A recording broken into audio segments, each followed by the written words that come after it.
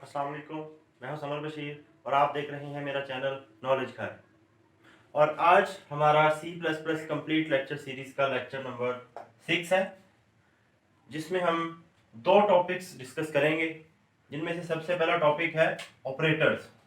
C++ में कौन से ऑपरेटर्स यूज किए जाते हैं और वो कहाँ कहाँ पे यूज होते हैं, और देन हम देखेंगे टाइप कास्टिंग। तो इस लेक्चर का हमारा फर्स्ट टॉपिक है ऑपरेटर्स। ऑपरेटर्स क्या होते हैं? Operators are the symbols that are used to perform certain operations on data. Data के ऊपर कुछ ऑपरेशन परफॉर्म करवाने के लिए जो सिंबल्स यूज की जाती हैं वो ऑपरेटर्स कहलाते हैं। ऑपरेटर कैटेगराइज्ड किए गए हैं C++ में यूनरी ऑपरेटर्स और बाइनरी ऑपरेटर्स। यूनरी ऑपरेटर क्या होते हैं? A type of operators that works with one operand is known as a unary operator. ऐसे ऑपरेटर जो कि वन ऑपरेंड के साथ, सिंगल ऑपरेंड के साथ वर्क करें, वो यूनरी ऑपरेटर कहलाते हैं। जैसे फॉर एग्जांपल हम देखते हैं minus, plus plus, minus minus. जैसे कि हम लिख सकते हैं -a या -9, हम लिख सकते हैं plus plus a plus plus, a minus minus. तो ये सारे ऑपरेटर्स तीन के तीन जो हैं ये यूनरी ऑपरेटर्स कहलाते हैं। और नेक्स्ट है बाइनरी ऑपरेटर्स। ऐसे operators are types of operator that works with two operands. दो ऑपरेंड के साथ जो वर्क करें वो बाइनरी ऑपरेटर्स कहलाते हैं। वो उनकी एग्जांपल ले लेते हैं। For example plus, minus, multiply, divide और मॉडुलस। जैसे कि हम लिखते हैं a divide by b, a plus b and so on. अब हम पढ़ते हैं अरिथमेटिक ऑपरेटर्स। अरिथमेटिक ऑपरेटर्स कौन से होते हैं? Arithmetic operator is a symbol that perform mathematical operations on data.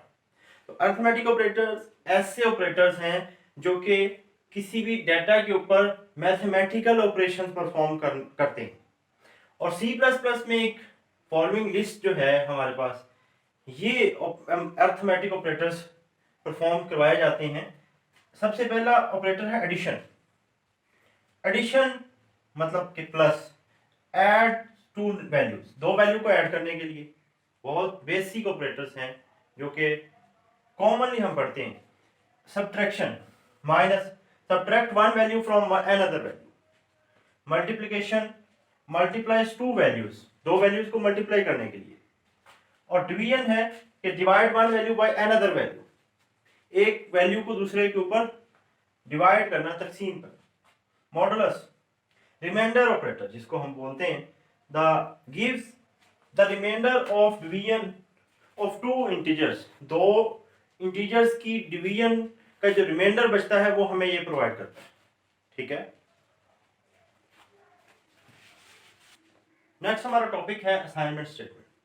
Assignment statement क्या होती है? Statement that assign a value to a variable is known as a assignment statement.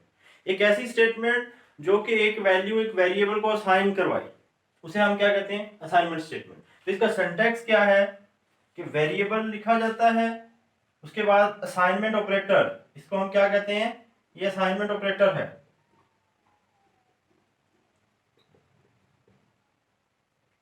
और assignment operator लिखने के बाद हम लिखते हैं एक्सप्रेशन। अब एक्सप्रेशन क्या है? एक्सप्रेशन हमारे पास कोई एक कांस्टेंट हो सकता है, कोई एक वेरिएबल भी हो सकता है। दो नंबर्स का प्लस करके, दो नंबर को माइनस करके भी एक्सप्रेशन बना सकते हैं। इसकी एक एग्जांपल लेते हैं, a इज इक्वल 10। ये भी एक असाइनमेंट ऑपरेटर है, असाइनमेंट ऑपरेटर, और ये पूरी एक असाइनमेंट स्टेटमेंट बन गई। और n is equal to 5 plus 10, ये भी एक असाइनमेंट स्टेटमेंट है।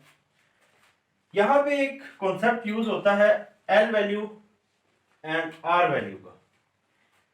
असाइनमेंट स्टेटमेंट में जो वैल्यू लेफ्ट साइड पे यूज होती है, जो वैल्यू लेफ्ट साइड पे लिखी जाती है, उसे हम l वैल्यू बोलते हैं। और यहां पे l वैल्यू कोई भी एक वेरिएबल हो सकता है। क्लियर? यहां पे कोई एक नंबर नहीं हो सकता। r वैल्यू क्या है? जो हम असाइन करवाते हैं, जो राइट साइड पे लिखी जाती है असाइनमेंट ऑपरेटर के।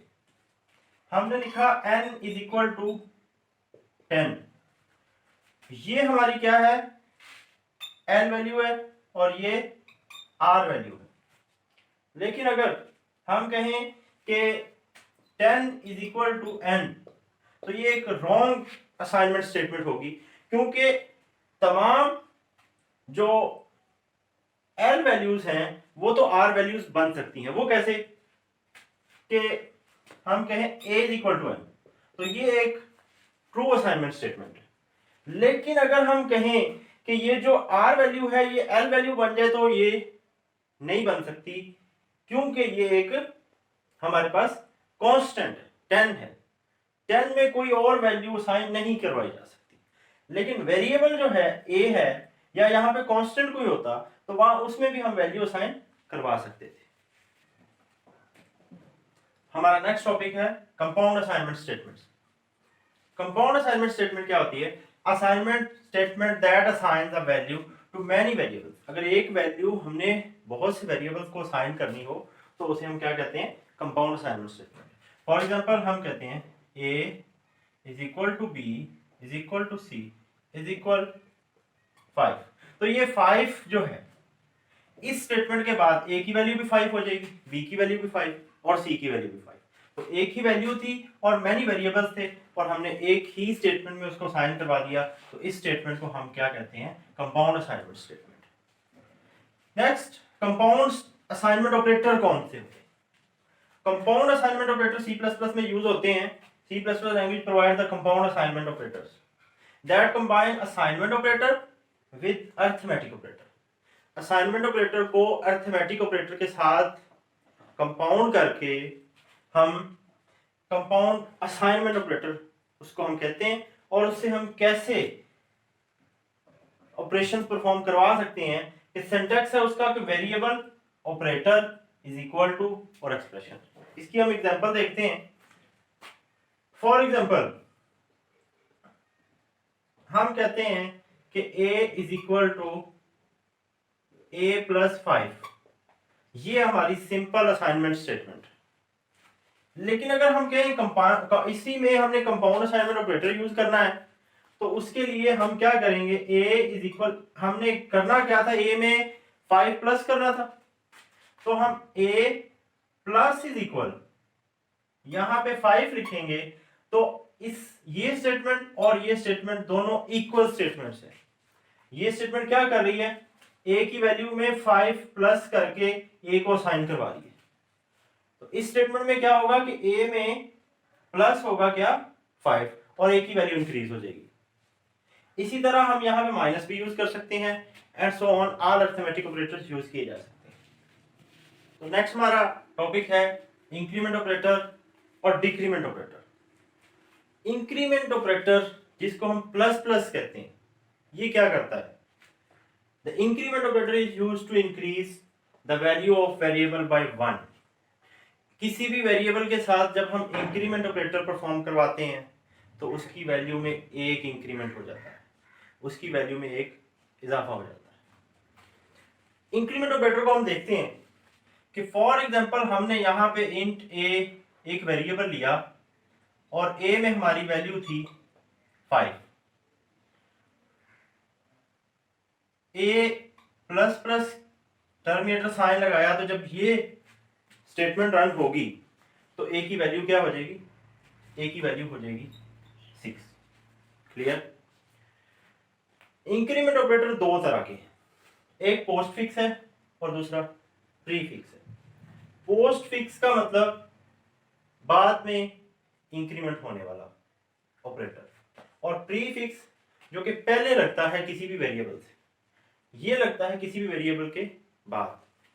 आइए हम पोस्ट फिक्स इंक्रीमेंट को देखते हैं।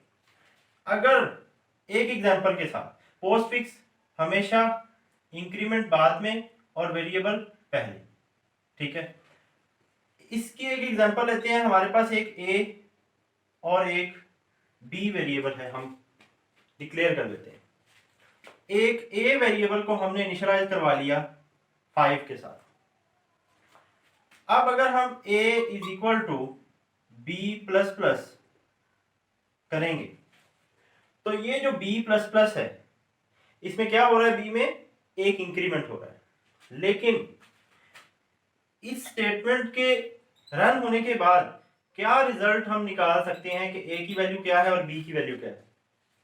ए की वैल्यू पहले थी 5, अब बी की वैल्यू क्या है, बी की वैल्यू अभी हमने इनिशियलाइज नहीं करवाई थी। फॉर एग्जांपल हम कहते हैं कि बी की वैल्यू है 10, ए की वैल्यू पहले 5 थी, बी की वैल्यू क्या है 10 है। 10 जो है वो असाइन हो जाएगा ए को, क्लियर, बी की वैल्यू असाइन हो जाएगी ए को, तो ए की वैल्यू क्या हो गई 10, लेकिन बी की वैल्यू इंक्रीज हो गई इस स्टेटमेंट के बाद। असाइनमेंट ऑपरेटर से असाइनमेंट ऑपरेटर पहले परफॉर्म होगा और इंक्रीमेंट ऑपरेटर बाद में परफॉर्म होगा, क्योंकि यहां पे पोस्ट फिक्स इंक्रीमेंट, तो इसलिए यहां पे ए की वैल्यू 10 थी और बी की वैल्यू क्या हो जाएगी 11। अब हम देखते हैं pre fix increment. Pre fix increment में भी एग्जांपल लेते हैं इंट ए और बी। इसमें हमने दोनों वेरिएबल इनिशियलाइज करवाए थे, इस एग्जांपल में हम ए की वेरिएबल को इनिशियलाइज करवा लेते हैं जो कि है बी। बी की वैल्यू हम रख लेते हैं 5। अब हम देखते हैं a इज इक्वल टू, यहां पे प्री फिक्स इंक्रीमेंट है तो प्री फिक्स इंक्रीमेंट में a प्लस प्लस बी लिखना होगा हमें। तो प्री फिक्स इंक्रीमेंट में क्या होता है कि प्लस प्लस पहले होता है और असाइनमेंट बाद में होगी, कि इंक्रीमेंट पहले होगा और असाइनमेंट बाद में होगी। तो b की वैल्यू क्या है 5 है, प्लस प्लस b हुआ तो इसकी वैल्यू हो गई 6। तो इस रिजल्ट के बाद, इसके बाद इस स्टेटमेंट के बाद जो रिजल्ट हमारे पास आएगा a प्लस प्लस बी, मतलब कि b की वैल्यू 6 होके a में असाइन हो जाएगी a को, और b की वैल्यू तो 6 हो ही चुकी है। तो ये डिफरेंस था पोस्ट फिक्स और प्री फिक्स में। देखें, पोस्ट फिक्स में बाद में वैल्यू इंक्रीमेंट हुई और जो असाइनमेंट थी वो पहले वाली वैल्यू ही हो गई, लेकिन इसमें पहले वैल्यू इंक्रीमेंट हुई और बाद में असाइनमेंट हुई, तो इसलिए असाइनमेंट जो असाइन हुई वैल्यू वो भी 6 है और जो वैल्यू इंक्रीज हुई है वो भी 6 है। क्लियर। अब हम देखते हैं decrement operator. Decrement operator is used to decrement the value of variable by 1। Decrement operator minus minus कहलाता है, और अगर हम हमारे पास एक n हो और n को की वैल्यू हमारे पास अगर 10 हो और जब हम n प्लस प्लस करेंगे तो इसकी वैल्यू क्या हो जाएगी 11। अब हम देखते हैं post fix decrement. Post fix decrement में भी इसी तरह हम एग्जांपल लेते हैं एक x और y की। y में हम 10 वैल्यू रख लेते हैं, ठीक है। x is equal to, x को वैल्यू साइन करवाते हैं y की, लेकिन पोस्ट फिक्स डिक्रीमेंट के through y minus minus, y की वैल्यू क्या है, इस स्टेटमेंट के बाद हम रिजल्ट देखते हैं। x की वैल्यू, x को क्या असाइन होगा, y की वैल्यू क्या है 10, तो 10 वैल्यू x को असाइन होगी और बाद में डिक्रीमेंट हुआ। जिस तरह हमने यहां पे देखा था कि बाद में इंक्रीमेंट हुआ है, इसी तरह डिक्रीमेंट में भी बाद में डिक्रीमेंट हुआ, तो y की वैल्यू क्या हो गई 9। नेक्स्ट हमारे पास है decrement pre fix decrement. Pre fix post fix के जैसे हमने प्री फिक्स इंक्रीमेंट देखा था, इसी तरह हमारे पास प्री फिक्स डिक्रीमेंट है। और प्री फिक्स डिक्रीमेंट के लिए भी हम एक एग्जांपल लेते हैं एक्स वाई, और y की वैल्यू हमारे पास अगर 10 है तो x is equal to minus minus Y. यहां पे वैल्यू 10 है y की और माइनस माइनस पहले हो रहा है, तो माइनस डिक्रीमेंट ऑपरेटर पहले परफॉर्म होगा y के ऊपर, तो y की वैल्यू क्या हो जाएगी 9, और 9 वैल्यू इसको असाइन होगी। यहाँ पे वैल्यू पहले असाइन हो गई थी और डिक्रीमेंट बाद में हुआ था, यहाँ पे वैल्यू डिक्रीमेंट पहले हो रहा है और असाइनमेंट बाद में हो रही है, वैल्यू असाइन बाद में हो रही है, तो डिक्रीमेंट होकर उसकी वैल्यू 9 हो गई और y is equal to, y की वैल्यू तो 9 हो ही चुकी है। क्लियर।